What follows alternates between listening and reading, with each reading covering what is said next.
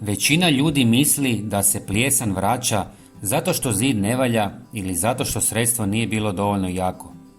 Zato ponovno ribaju, boje i nadaju se da će ovaj put nestati zauvijek. No plijesan se ne ponaša tako. Ona se uvijek vraća kada u prostoru ostanu isti uvjeti koji su je stvorili i prvi put. Najveća greška je vjerovanje da su novi prozori rješenje za vlagu. Upravo suprotno, moderni PVC i alu prozori često pogoršaju problem plijesni. Stari prozori su disali, puštali su malo zraka i omogućavali prirodnu izmjenu vlage. Novi prozori savršeno brtve zadržavaju toplinu, ali istovremeno zaključavaju vlagu unutar stana.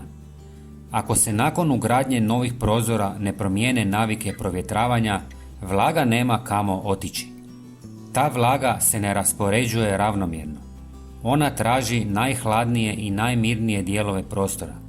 Zato se plijesan gotovo uvijek pojavljuje na vanjskim zidovima, u kutovima, oko prozora i tamo gdje zrak slabo cirkulira. Jedna od takvih mjesta je prostor iza velikih ormara. Kada je ormar postavljen tik uza zid, između zida i ormara nema strujanja zraka, zid ostaje hladan, a vlaga se ondje zadržava satima. Upravo zato se plijesan najčešće prvo pojavi iza ormara, iako je ostatak zida čist. Prije nego nastavimo dalje, napišite mi u komentarima da, ako se želite riješiti plijesni, i poslaću vam prirodni recept kojeg možete napraviti sami. Dodatni problem su toplinski mostovi. To su dijelovi zida koji su lošije izolirani, poput spojeva betona, rubova, stropa, roletnih kutija ili mjesta gdje se susreću dva različita materijala. Na tim točkama dolazi do kondenzacije, čak i kada ostatak zida izgleda suh.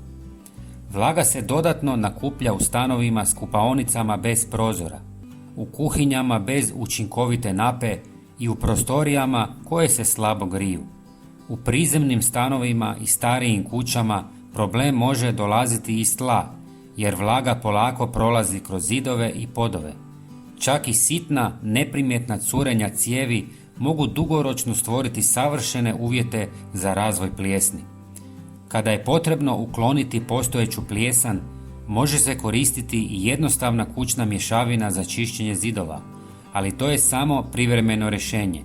Pravi pomak dolazi tek kada se primijene uvjeti u prostoru. Redovito provjetravanje, razmak namještaja od zida barem nekoliko centimetara i kontrola vlage čine najveću razliku.